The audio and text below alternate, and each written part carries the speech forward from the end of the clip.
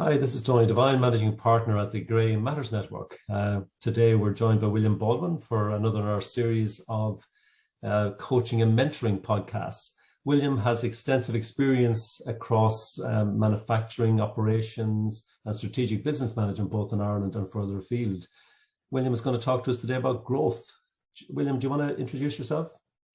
Yeah, my name is William Baldwin. I've been working in growth, change, and transition Lean Six Sigma for over 25 years, and mainly focus on helping organizations through coaching, mentoring, in order to achieve their potential. Whether they see it or they see part of it, it's about identifying where they want to go. Fantastic. And growth can have many meanings. What do you mean by growth for our conversation today? That's one of the most difficult ones. You get the request of, help me double my revenue, help me grow the business, help me get into the UK or the rest of the world or something like that, or into a new product. Growth has multiple. What exactly do you want to achieve? How are you going to get there? So if it's, I want to double revenue, that's a very good opportunity. When do you want to achieve it? Do you want to double next year? Do you want to double in 10 years? By managing that, you understand where you want to go. But the more important thing is, how are you going to get there? Why are you going to get there? And that's a even more difficult conversation, because you may not know until you've actually sat down and decided. Cool. So you used the word why there. So expand upon that. Why growth? One of the important things is, why exactly do you want the business or yourself or your team to grow? For instance, I want to double the revenue. Why do you want to double the revenue? Well, I want to sell the business. Well, that's a very different focus than doubling revenue. It is doubling revenue while optimizing your asset value to make it more attractive to be sold. I want to double the revenue so that I can hand it over to my son. That's a different approach again. How do I get there? The other could be, I want to double my revenue by taking on new products or M&A, or you have so many different opportunities. By understanding the why, you build the project slightly different, and you build the capabilities and competencies and structures and approaches slightly different to allow the company and the team to achieve the ultimate goal.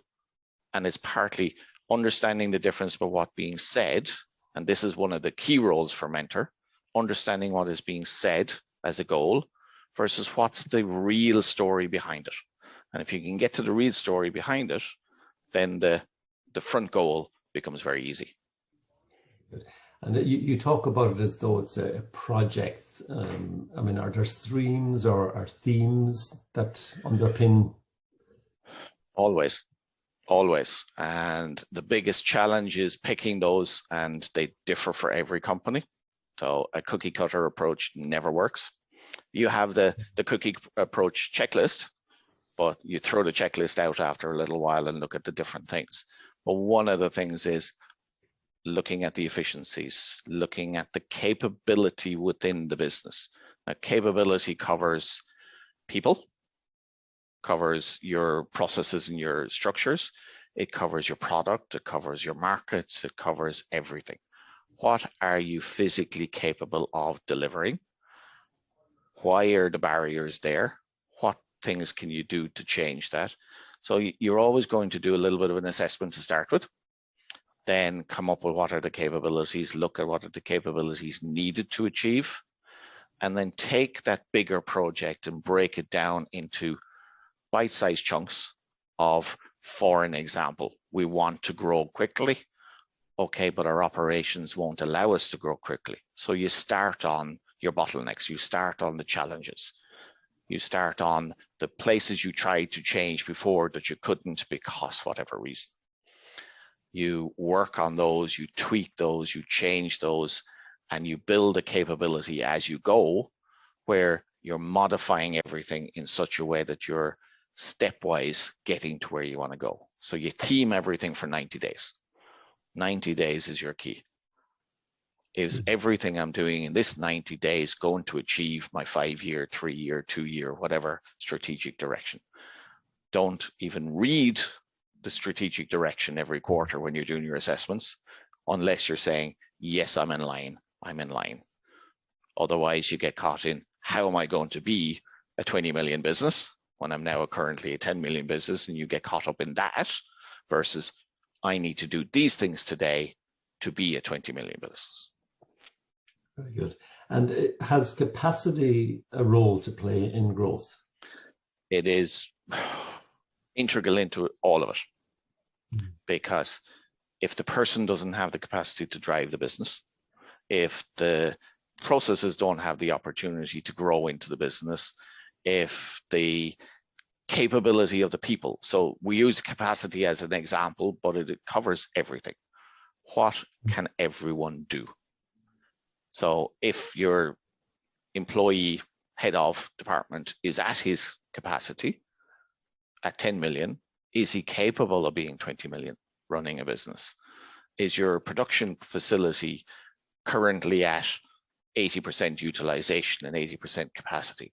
There's no point in bringing in 30% new product, because how are you going to make it? So it's looking at the capacity across the whole business and tweaking and aligning all the time. So you touched there, William, on the people concerned and driving this change or this growth agenda. So talk a bit more about that for us. One of the things that's missed is, let's hire a project manager. The project manager is great, and we do so much work. I do a lot of it myself, but the project manager has to be a driver. They have to be the general in the battle, the chancellor that decides, commander decides we're going to do something really, really cool. And we have to have one person that without fail is saying, we're going to achieve a 20 million business. We're going to double our revenue. And every time a big wall comes up in front of them, they find ways for everyone to go around it, over it, under it, through it, never stand still. And it's about that you always need a person that is responsible, accountable, but is the visionary, drive it forward. Fantastic.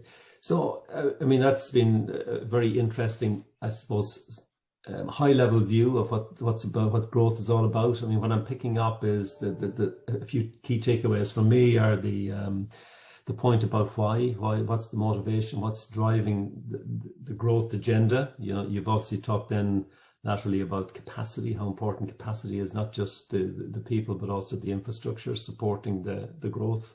And then lastly there, you talked about you need a growth driver, somebody to lead, the general to lead it from the front. And what would your own key points, what would you like people to take away from this podcast today, William?